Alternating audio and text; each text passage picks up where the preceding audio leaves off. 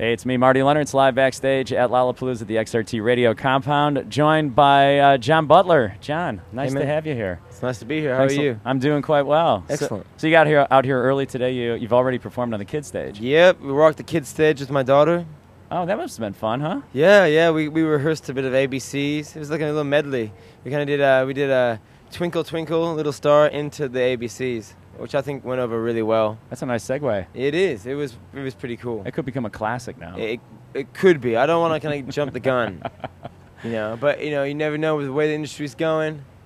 We could be. We have a whole new market and demographic here that we could really suck the soul out of if we know what to do.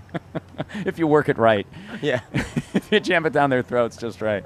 It's so nice to have you here in the summertime in Chicago. I know a lot of people go to Australia in our wintertime, which is your summer. Aye.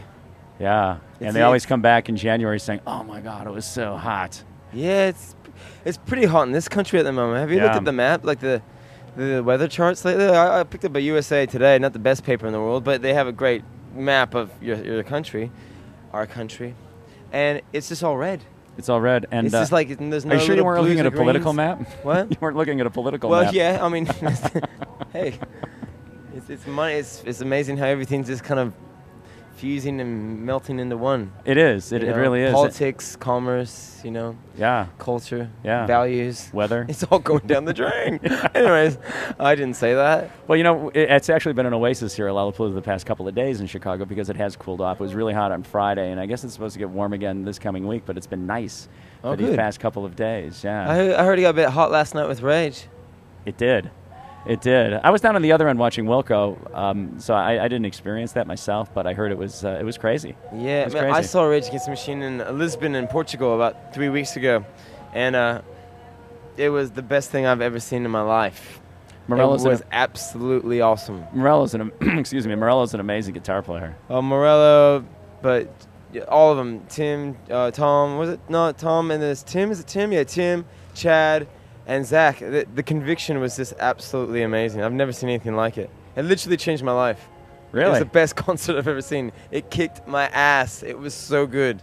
Never has an ass kicking been so good. I don't know if I'm allowed to say that on your radio station, but anyways, I just did. You did.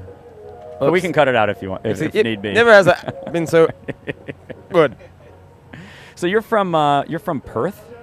Yeah. Is that the town? And that's a fairly remote city. That's way on the on the western they end, like isn't to it? pride themselves as being the most isolated city in the world.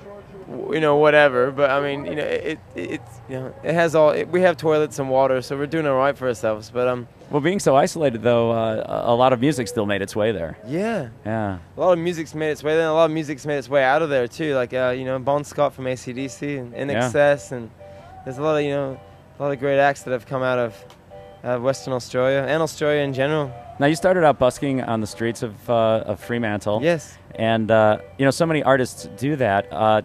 What has, from your experience of busking, how do you bring that to the stage, and what has that brought to your performances over the years? Well, I mean, I started off as a teenager writing songs, and then when I hit the streets busking, I started playing a lot more instrumentals, because that was a lot more better than singing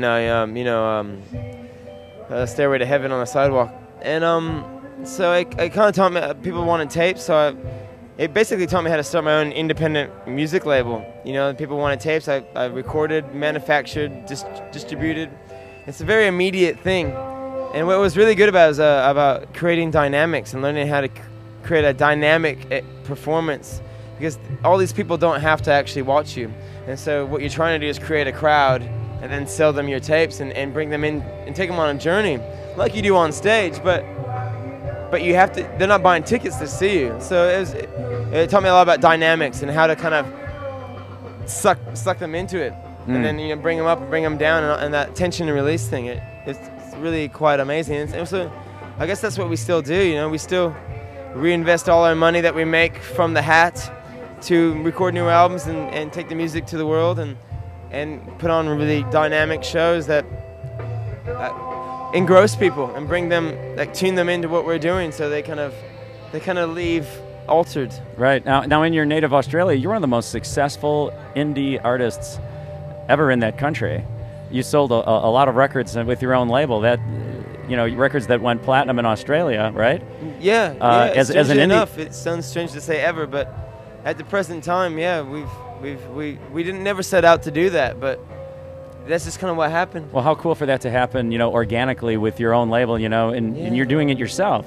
Yeah, it was funny because the first time we went gold, that's when the record company started calling. It was the most funny thing. They knew about us for months and years, and the minute we sold gold, it was like a week later that they started calling, and it was a very funny thing. I have nothing against record companies, having one of my own and having signed to major labels in the past, but it was a very obvious gesture from the majors at that point. Now, your last album, Grand National, it came out last year, and you've been touring that for a while. Yeah. You've been on the road almost constantly. Have you started working on any new music for a forthcoming record? Yeah, I'm always writing stuff, and that's kind of a constant process that's happening. So there's enough music now for an album, and we'll just keep on writing and see what makes it to the table, Yeah, well, that's great. Well, you're performing a little bit later on as with the John Butler Trio, and you've already done the kids stage. Now you're doing another show. That's a busy day for you. So just want to thank you for stopping by and chatting with us for a bit. No worries. Thank you for your questions. It was nice to actually talk to you. Nice to talk to you as well. So thanks. Sometimes people, they don't actually care and they don't really know what they're talking about, and you care and you know what you're talking about. So thank you.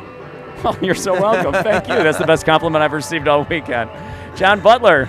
The complimentary John Butler. There you go. Backstage at Lollapalooza. I'm Marty Lennartz. We'll talk to you guys later. We've got more on the way right here on 93 XRT.